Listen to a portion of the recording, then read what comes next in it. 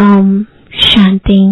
आज 21 फरवरी 2021 अव्यक्त बाप दादा के रिवाइज कोर्स के 6 नवंबर 1987 के महावाक्य है, निरंतर सेवाधारी बनने का साधन 4 प्रकार की सेवाएं। आज विश्व कल्याणकारी विश्व सेवाधारी बाप अपने विश्व सेवाधारी सहयोगी सर्व बच्चों को देख रहे थे कि हर एक बच्चा निरंतर सहज योगी के साथ साथ निरंतर सेवाधारी कहाँ तक बने हैं, क्योंकि याद और सेवा दोनों का बैलेंस सदा ब्राह्मण जीवन में बाप दादा और सर्वश्रेष्ठ ब्राह्मण आत्माओं द्वारा ब्लेसिंग का पात्र बनाता है। इस संगम युग पर ही ब्राह्मण जीवन में परमात्मा आशीर्वादें और ब्राह्मण परिवार की आशीर्वादें प्राप्त होती हैं। इसलिए इस छोटी सी जीवन में सर्व प्राप्तियां और सदाकाल की प्राप्तियां सहज प्राप्त होती हैं। इस संगम युग को विशेष ब्लेसिंग युग कह सकते हैं। इसलिए ही इस युग को महान युग कहते हैं। स्वयं बाप हर श्रेष्ठ कर्म, हर श्रेष्ठ संकल्प के आधार पर हर ब्राह्मण बच्चे को हर समय दिल से आशीर्वाद देते रहते हैं। यह ब्राह्मण जीवन परमात्मा आशीर्वाद की पालना से वृद्धि को प्राप्त होने वाली जीवन है। भोलानाथ बाप सर्व आशीर्वाद की झोलियां खुले दिल से बच्चों को दे रहे हैं, लेकिन यह सर्व आशीर्वाद लेने का आधार याद और सेवा का बैलेंस है। अगर निरंतर योगी है तो साथ साथ निरंतर सेवाधारी भी है। सेवा का महत्व सदा बुद्धि में रहता है। कई बच्चे समझते हैं सेवा का जब चांस मिलता है, वह कोई साधन, वह समय जब मिलता है तब ही सेवा करते हैं। लेकिन बाप दादा जिसे याद निरंतर सहज अनुभव करते हैं, वैसे सेवा भी निरंतर और सहज हो सकती है। तो आज बाप दादा सेवाधारी बच्चों की सेवा का चार्ट देख रहा था। जब तक निरंतर सेवाधारी नहीं बने तब तक सदा की आशीर्वाद के अनुभवी नहीं बन सकते। जैसे समय प्रमाण, सेवा के चांस प्रमाण, प्रोग्राम प्रमाण सेवा करते हो, उस समय सेवा के फल स्वरूप बाप की, परिवार की आशीर्वाद व सफलता प्राप्त करते हो, लेकिन सदाकाल के लिए नहीं। इसलिए कभी आशीर्वाद के कारण सहज स्व व सेवा में उन्नति अनुभव करते हो और कभी मेहनत के बाद सफलता अनुभव करते हो। क्योंकि निरंतर याद और सेवा का बैलेंस नहीं है। निरंतर सेवाधारी कैसे बन सकते, आज उस सेवा का महत्व सुना रहे हैं। सारे दिन में भिन्न भिन्न प्रकार से सेवा कर सकते हो। इसमें एक है स्व की सेवा, अर्थात स्व के ऊपर संपन्न और संपूर्ण बनने का सदा अटेंशन रखना। आपके इस पढ़ाई के जो मुख्य सब्जेक्ट है, उन सब में अपने को पास विद ऑनर बनाना है। इसमें ज्ञान स्वरूप, याद स्वरूप, धारणा स्वरूप सब में संपन्न बनना है। यह स्व सेवा सदा बुद्धि में रहे। यह स्व सेवा स्वतः ही आपके संपन्न स्वरूप द्वारा सेवा कराती रहती है, लेकिन इसकी विधि है अटेंशन और चेकिंग। स्व की चेकिंग करनी है, दूसरों की नहीं करनी। दूसरी है विश्व सेवा, जो भिन्न भिन्न साधनों द्वारा भिन्न भिन्न विधि से वाणी द्वारा व संबंध संपर्क द्वारा करते हो। यह तो सब अच्छी तरह से जानते हैं। तीसरी है यज्ञ सेवा, जो तन और धन द्वारा कर रहे हो। चौथी है मनसा सेवा, अपनी शुभ भावना, श्रेष्ठ कामना, श्रेष्ठ वृत्ति, श्रेष्ठ वाइब्रेशन द्वारा किसी भी स्थान पर रहते हुए अनेक आत्माओं की सेवा कर सकते हो। इसकी विधि है लाइट हाउस, माइट हाउस बनना। लाइट हाउस एक ही स्थान पर स्थित होते दूर दूर की सेवा करते हैं। ऐसे आप सभी एक स्थान पर होते अनेकों की सेवा अर्थ निमित्त बन सकते हो। इतना शक्तियों का खजाना जमा है तो सहज कर सकते हो। इसमें स्थूल साधन व चांस व समय की प्रॉब्लम नहीं है। सिर्फ लाइट माइट से संपन्न बनने की आवश्यकता है। सदा मन बुद्धि व्यर्थ सोचने से मुक्त होना चाहिए। मनमना भव के मंत्र का सहज स्वरूप होना चाहिए। यह चारों प्रकार की सेवा क्या निरंतर सेवाधारी नहीं बना सकती?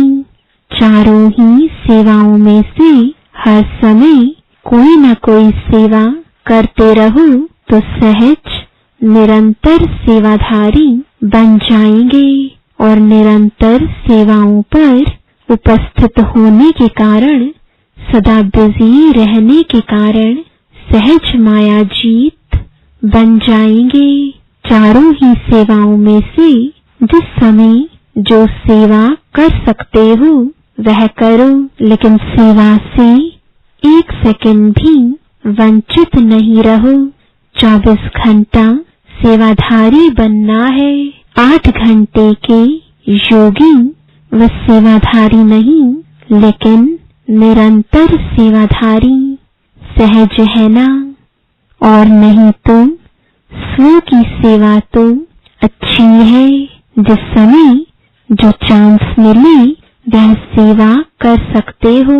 कई बच्चे शरीर के कारण व समय न मिलने कारण समझते हैं हम तो सेवा कर नहीं सकते हैं, लेकिन अगर 4 ही सेवाओं में से कोई भी सेवा में विधि पूर्वक बिजी रहते हो तो सेवा की सब्जेक्ट्स में मार्क्स जमा होती जाती है और यह मिले हुए नंबर यानी अंक फाइनल रिजल्ट में जमा हो जाएंगे।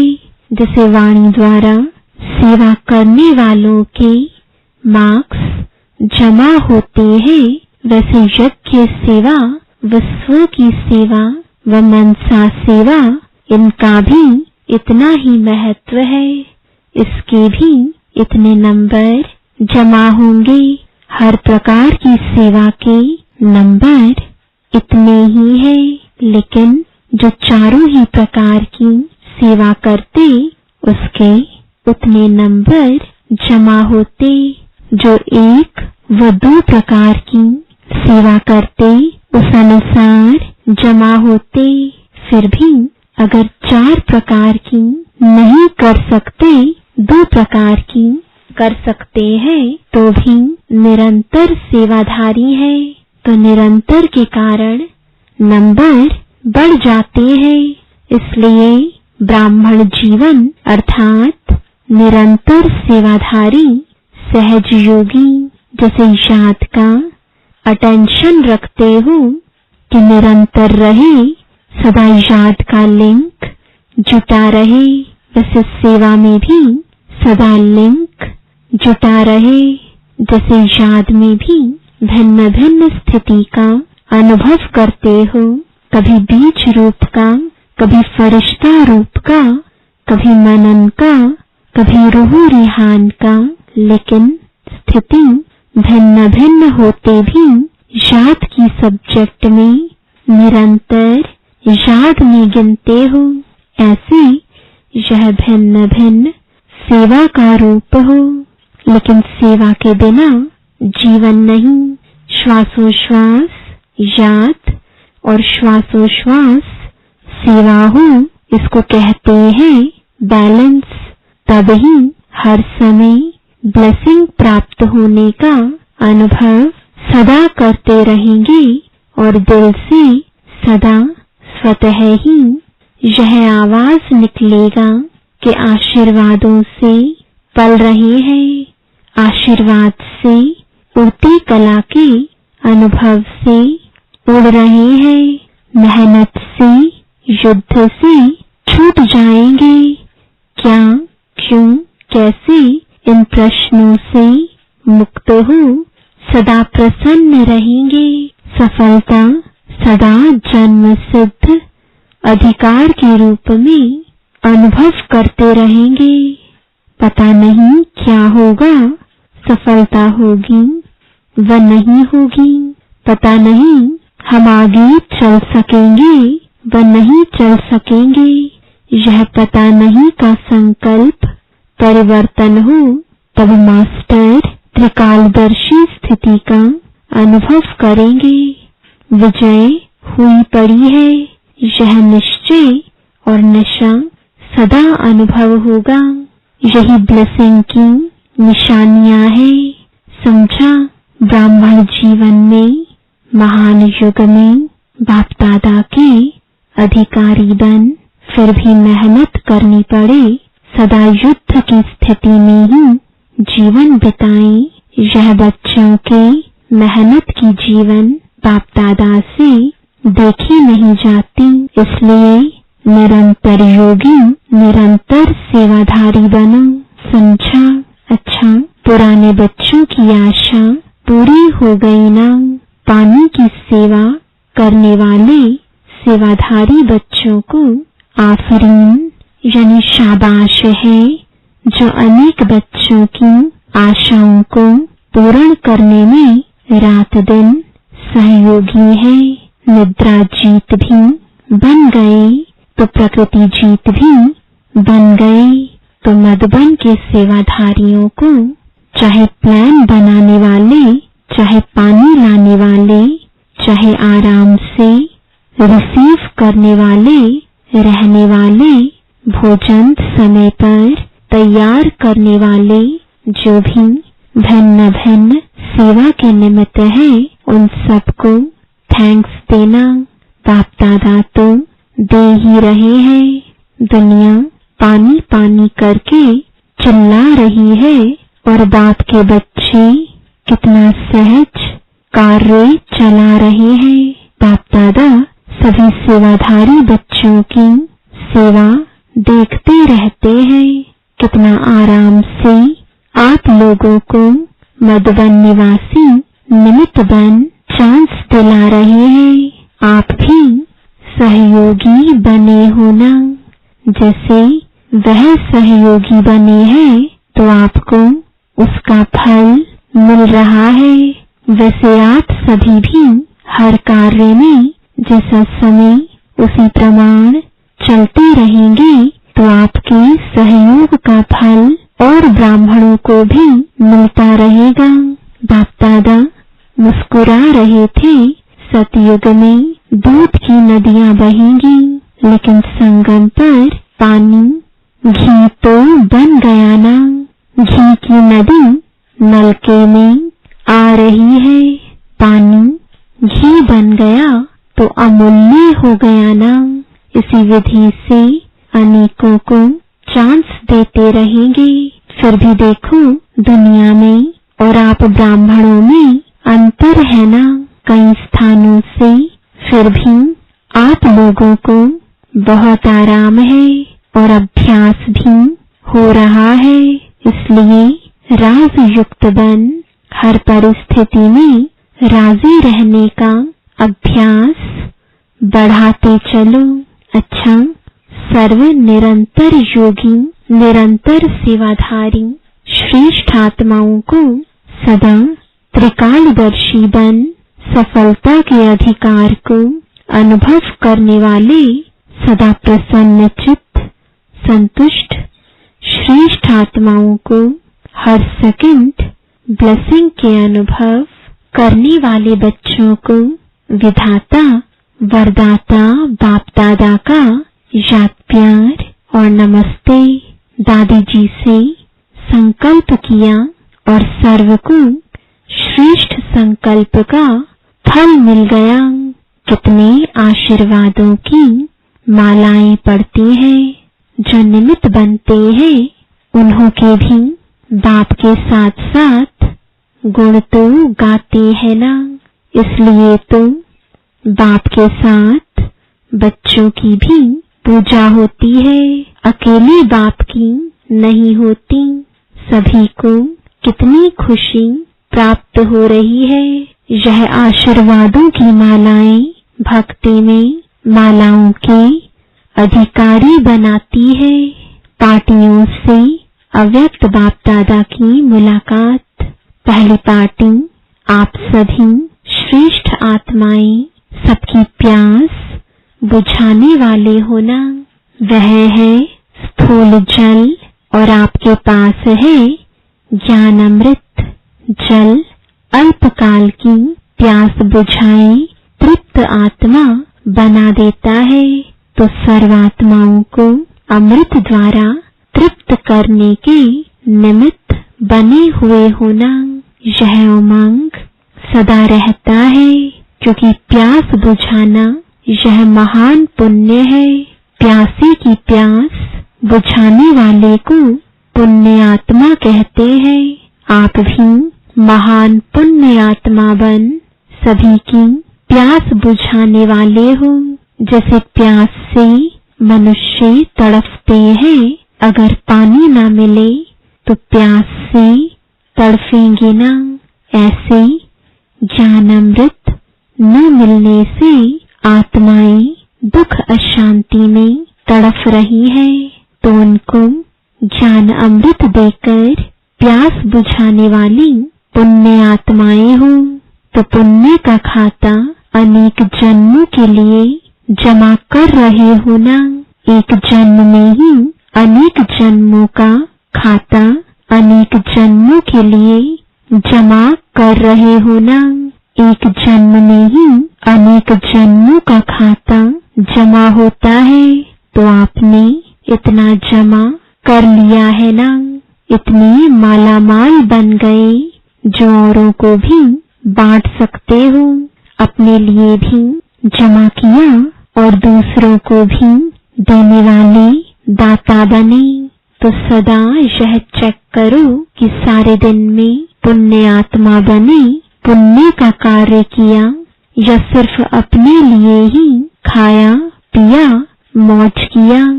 जमा करने वाले को समझदार कहा जाता है। जो कमाए और खाए उसको समझदार नहीं कहेंगे। जैसे भोजन खाने के लिए फुर्सत निकालते हो क्योंकि आवश्यक है, ऐसे यह पुण्य का कार्य करना भी आवश्यक है। तो सदा ही पुण्य आत्मा हो, कभी कभी की नहीं। चांस मिले तो करे नहीं, चांस लेना है। समय मिलेगा नहीं, समय निकालना है, तब जमा कर सकेंगे।